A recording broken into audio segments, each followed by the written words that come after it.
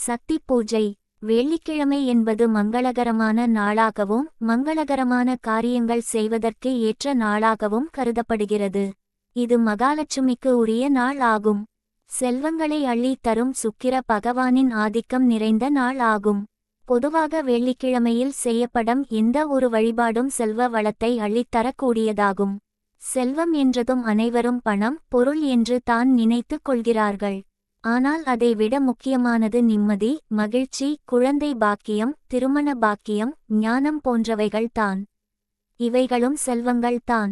இவை அனைத்தும் கிடைத்தால் மட்டும் ஒருவரின் வாழ்க்கை முழுமை அடையும்.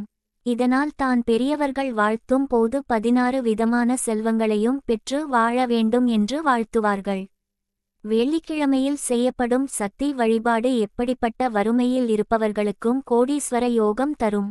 இந்த பூஜையை தொடர்ந்து செய்து வந்தால் வீட்டில் படிப்படியாக செல்வ வளம் உயர்வதை கண்கூடாக பார்க்க முடியும். அர்ஜுனனின் தேர்கொடியில் அனுமன் எப்படி வந்தார்? வெள்ளிக்கிழமை வழிபாடு. இதற்கு வெள்ளிக்கிழமையில் ஒரு தாம்பாளம் எடுத்துக்கொள்ள வேண்டும். இதில் ஒரு பெரிய காகிதத்தை வைத்து அதன் மையத்தில் பெரிய முக்கோணம் வரைந்து கொள்ள வேண்டும். இதன் மத்தியில் ஓம் சக்தி என எழுதி வைத்து விட வேண்டும். ஓம் சக்தி என எழுதப்பட்ட காகிதத்தின் மீது வெள்ளைத்தாமரையை வைக்க வேண்டும். வெண்தாமரை கிடைக்கவில்லை என்றால் செந்தாமரை கிடைத்தாலும் பயன்படுத்தாலும், இரண்டும் கிடைத்தாலும் பயன்படுத்தி கொள்ளலாம். சனி ஜெயந்தி 2023 எப்போது?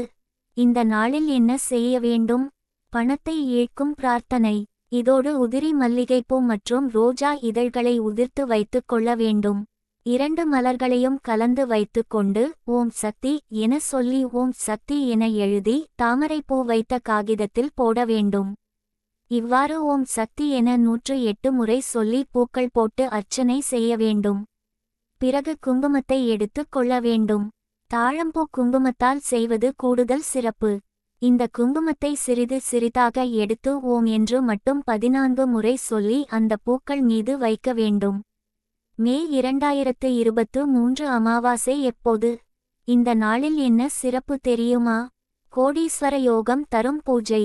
தொடர்ந்து நம்முடைய வேண்டுதல் என்னவோ அல்லது என்ன பிரச்சனையோ அது நீங்க வேண்டும் என்றும், சுப காரியங்கள் நடப்பதற்கான தடைகள் அனைத்தும் விலகி நன்மைகளும் அனைத்து செல்வங்களும் பெருக வேண்டும் என குலதெய்வத்தையும் நமது இஷ்ட தெய்வத்தையும் பராசக்தியையும் வேண்டிக் கொள்ள வேண்டும்.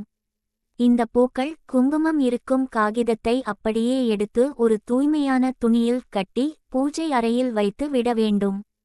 3 நாட்கள் அப்படியே இருக்க வேண்டும். அதற்கு பிறகு அவற்றை எடுத்து ஆற்றிலோ அல்லது நீர்நிலையிலோ அல்லது கால் படாத இடத்திலோ சேர்த்து விட வேண்டும். வேண்டுதல் நிறைவேற்றும் வழிபாடு. இப்படி செய்வதால் அந்த பூக்கள், குங்குமம் ஆகியவற்றின் நறுமணம் ஒன்றிணைந்து ஒரு தெய்வீக மணம் வீடு முழுவதும் பரவும். அதோடு நீங்கள் செய்த மந்திர ஜபம் பிரபஞ்ச சக்தியையும் தெய்வீக சக்தியையும் ஈர்க்கக்கூடிய முக்கோண வடிவத்தில் எழுதப்பட்ட ஓம் சக்தி மந்திரம், உங்களின் பிரார்த்தனை அடங்கிய எண்ணங்களின் அதிர்வலைகள் ஆகியன அதில் நிறைந்திருக்கும். இது உங்களின் பிரார்த்தனையை விரைவில் நிறைவேற்றும். இந்த பிரார்த்தனையை வெள்ளிக்கிழமையில் ராகு காலம் யமகண்டம் தவிர்த்து மற்ற நேரங்களில் செய்வது சிறப்பானது. காலை பிரம்ம முகூர்த்த வேளை அல்லது மாலையில் பிரதோஷ வேளைகளில் விளக்கேற்றி வைத்து செய்வது மிக அற்புதமான பலனை கொடுக்கும்.